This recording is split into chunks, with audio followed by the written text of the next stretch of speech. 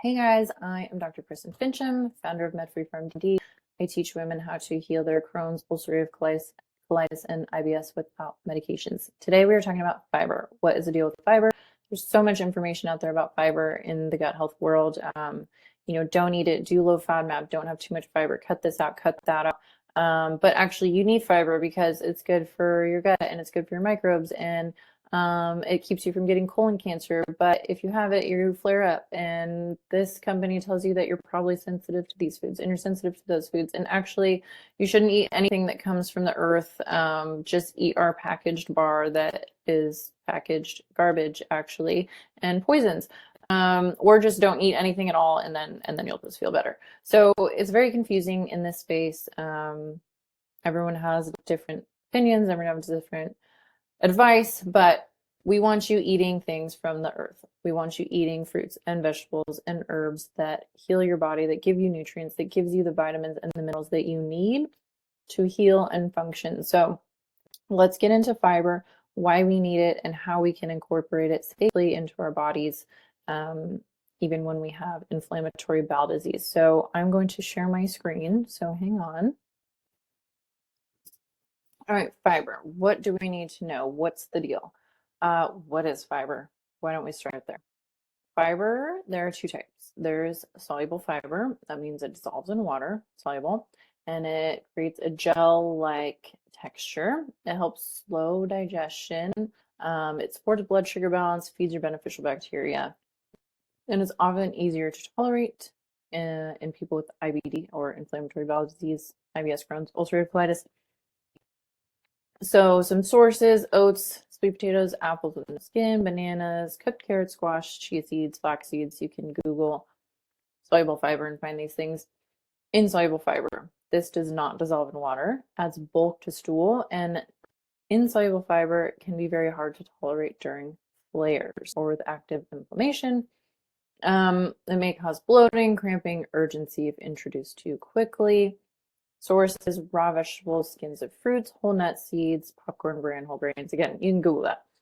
But let's talk about why we need fiber.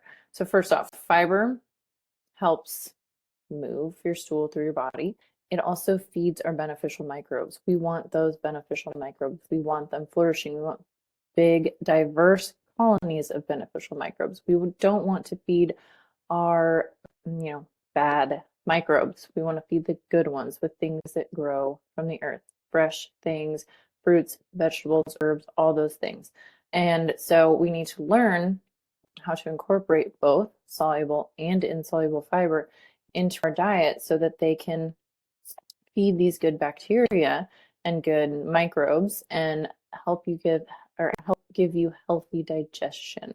So these microbes also break down your fiber appropriately and prevent you from having these horrible symptoms. So that's where the difficulty comes into play, right?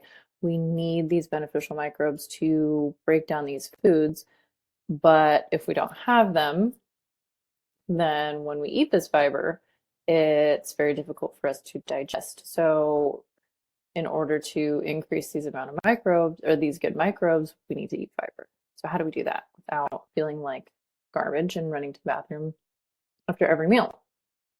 We're going to talk about that. High fiber foods that may be hard to digest. If you have IBS, you probably already know these things, but raw vegetables. Raw vegetables is not the place to start. They are very difficult on digestion if you do not have the correct microbes or healthy digestion at this point, especially things like cruciferous vegetables, broccoli, cauliflower, cabbage, raw leafy greens. Popcorn is tough. Corn. I think everyone knows corn doesn't digest well. I won't say why we all know that, but you know. Certain nuts and seeds, fruit skins, whole grains, berries with seeds, raw onions and garlic. So raw onions and garlic are added to so many recipes, so many sauces, so many hot sauces, dressings, everything. So it's very hard to do things like low FODMAP and avoid garlic and onions because they're in so many things. They're also so good for you. Garlic is one of the best things you can keep around to keep your immune system flourishing. And 70% of our immune system resides in our gut. So we don't want to exclude these things from our diet. And so many IBS and Crohn's and ulcerative colitis resources tell us to exclude these things. We don't want that. We want to heal our gut. We want to heal the microbe environment in our body and create good, healthy microbe environments. So why does fiber matter? We already touched on this, but it's the primary food source for your microbes. It breaks down fiber into what's called short chain fatty acids. Short chain fatty acids, things like butyrate, travel throughout the body and reduce inflammation, aid in healing, nourish your cells. So they're needed all over your body, not just in your intestines, but they're created in your intestines by your microbes. Your microbes make these and then your body uses them. So that's why we want to keep fiber in our diet to keep feeding these good microbes and making these short chain fatty acids. Avoiding fiber long term can weaken your entire body. It can make it much harder to digest fiber in the future because you are decreasing these colonies that can help you break down this fiber. So fiber has a lot of benefits in our body. It's full of good micronutrients, good vitamins, good minerals, feeds our good bacteria, it helps us make those short chain fatty acids that we want all over our body to heal, to flourish, to thrive. So what do? We need to introduce fiber safely. If you are someone who has flare-ups and then calms down and then another flare-up, you're going to wait until your symptoms are under control. We're not in an active flare-up. If you're someone who has IBS and you're just like, I have symptoms all the time, it never goes away, you just might need to move a little bit slower. So first, we want to start with cooked, soft, soluble fibers, things like cooked sweet potato. Peel it too. You want to peel your sweet potato. Peeled apples cooked. So that can actually be kind of a nice treat. You know, you add some cinnamon or warming spices and slowly cook your apples. Those can be very gentle. Zucchini is excellent. Squash, oatmeal. Now, not the oatmeal that you buy at the store that has the flavors and the sugar and all the stuff. You want to make your own oatmeal. Cook it slowly. Again, you want to peel these things. You don't want the peeling because that can add, you know, pain and cramping and bloating. And then chewing. You need to chew your food. The first point of digestion is in your mouth. Your saliva helps break food down. Your teeth actually physically break your food down. That's what you're doing. You're chewing it, you're digesting it, you're making it smaller so your body can digest it. So the more you chew your food thoroughly, the easier time it's going to have going through your intestines. Supporting your gut microbes. You want to start eventually adding fermented foods and things with probiotics in them, but this should come later. We don't want to do that right away because sometimes this can cause some discomfort. So once you feel like you can incorporate fiber easily into your routine, then we'll start adding some of these probiotic foods over time. And you need to stay well hydrated. Well, you should always stay well hydrated. Everyone should be hydrated. I think, fun fact, 70% of Americans are dehydrated.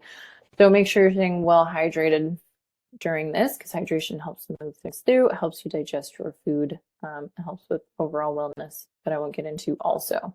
So in this handout, I talk about a 4-week guide of how to slowly increase fiber. So your fiber goal should be about roughly 25 grams of fiber every day.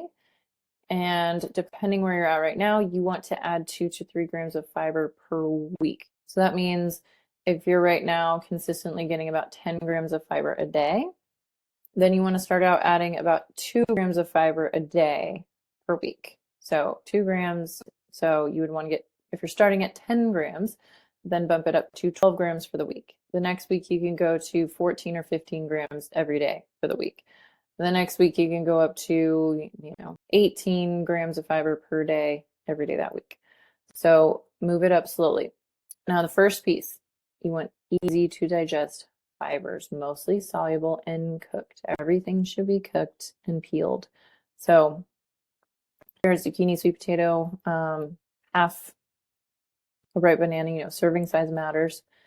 So after that first week of cooked soluble fibers, then you can move up to things like chia seeds. You can make a chia pudding. You can do those cooked oats.